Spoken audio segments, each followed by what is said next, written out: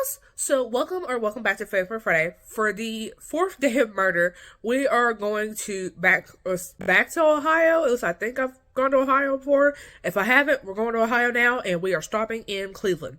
This case, again, another not as well known case. Unfortunately, another child death case.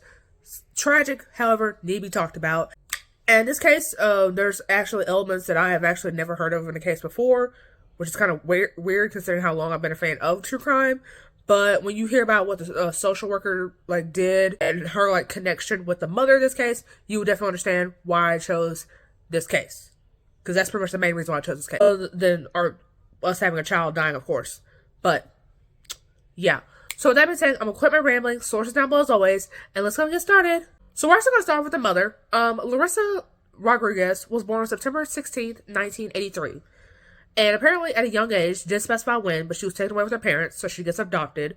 At 15, she is living with her boyfriend at the time, who apparently had attacked her, and apparently there's a report of this from December of 1998, basically matching up with her story.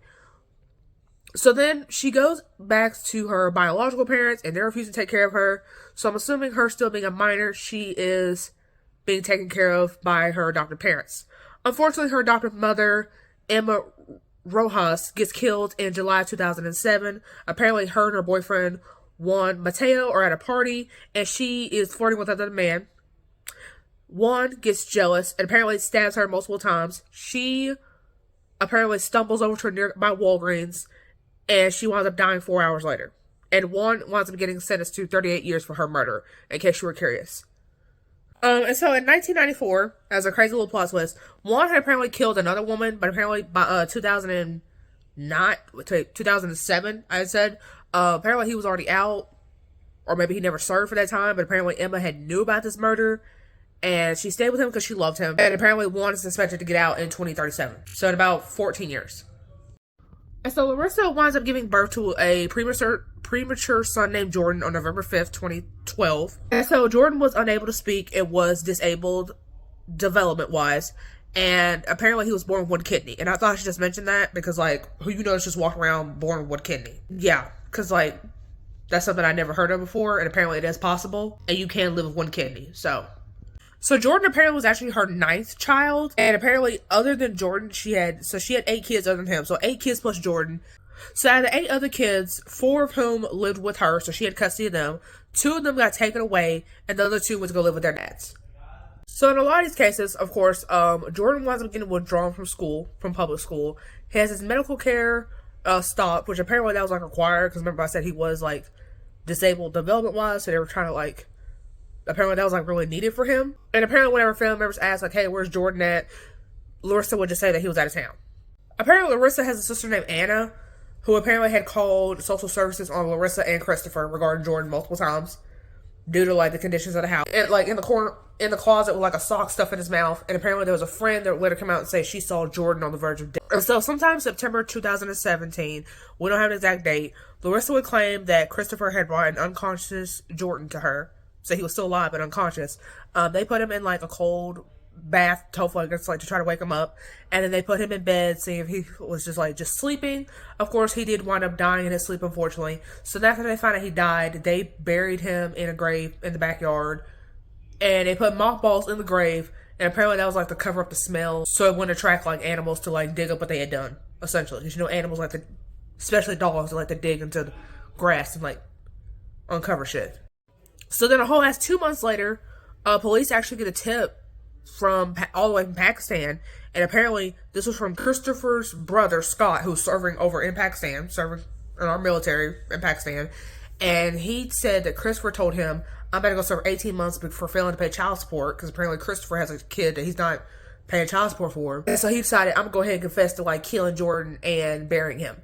So of course Scott says, you need to go call the police, and Christopher didn't do it, so Scott's I'm gonna do it. And that's what he did. So that's how they get the tip. Well, thanks to Scott, since Scott spoke up. So police go over to Larissa's house December 17th after getting this tip. She would say that he's staying with his father over in Houston, Texas. She was going to change the story saying, he's staying with the aunt, and she picked him up about 15 days ago on December 2nd. However, she can provide contact information for either one of these people. So that's already a red flag. They go to the backyard and, of course, find Jordan's body. It said, 2 days later. And then they found that he had multiple broken ribs. So then Larissa actually was pregnant during this whole thing, and then she winds up giving birth to a 10th child on April 27th, 2018. So of course that child's taken away. The 4 kids that she had in custody other than Jordan, they're also taken away. But this is actually a social worker notices there's an infestation of rats, roaches, and apparently saw a child in the process about to eat a roach-filled sandwich. And so Larissa would originally get charged with food stamp trafficking, telecommunication fraud, grand theft, and money laundering. And so it would later be revealed that Nancy Caraballo, however you say this woman's name, she was born September 19th, 1972, by the way. She apparently was paying 50 cents on the dollar for Larissa's food stamps card, because obviously she got all these kids.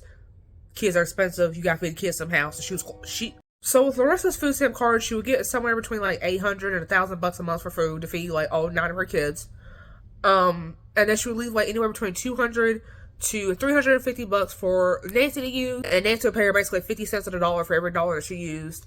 And basically just to keep quiet about the abuse and the conditions that the kids were living under. And so Larissa, with the money that she's making from giving Nancy this food stamp card, she's using to pay for her phone bill, gas, I assume gas in the car, and apparently to go visit Christopher while he's in jail for whatever he was in jail for.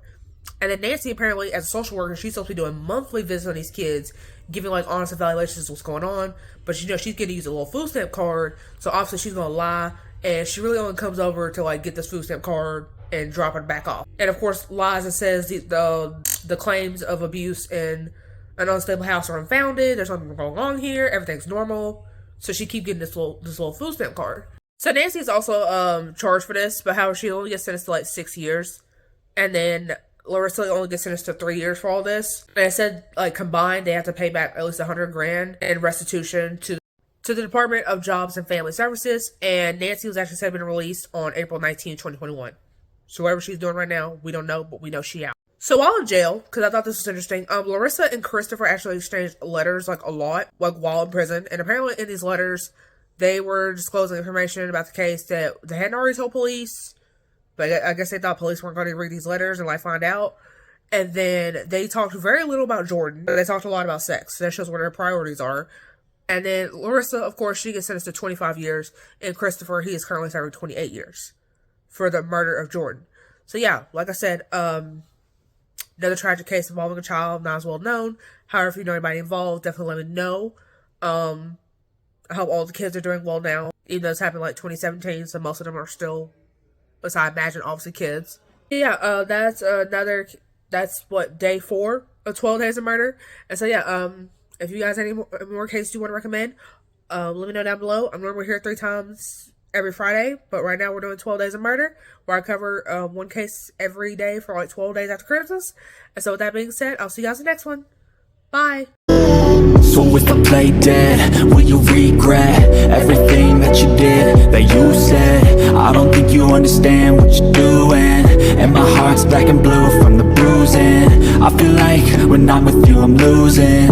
I feel like you think that this amusing, sitting there gaslighting and confusing. Was it me? Is it me? Am I deluded? I'm the one who's always sorry, the conclusion. Even though I offer all of the solutions, I wish you loved me like I love you, it's stupid. When I'm alone with you I never feel lucid. I wish I wasn't struck by Cupid. I wish when I first saw you I knew this. When I'm with you I feel so useless, I feel diluted, my heart's been wounded. Silhouettes of you are like a taunt, never really know just what you want. With you I don't ever feel calm, I can feel the sweat inside my palm. Play with me like cats and a string, you don't understand the pain it brings.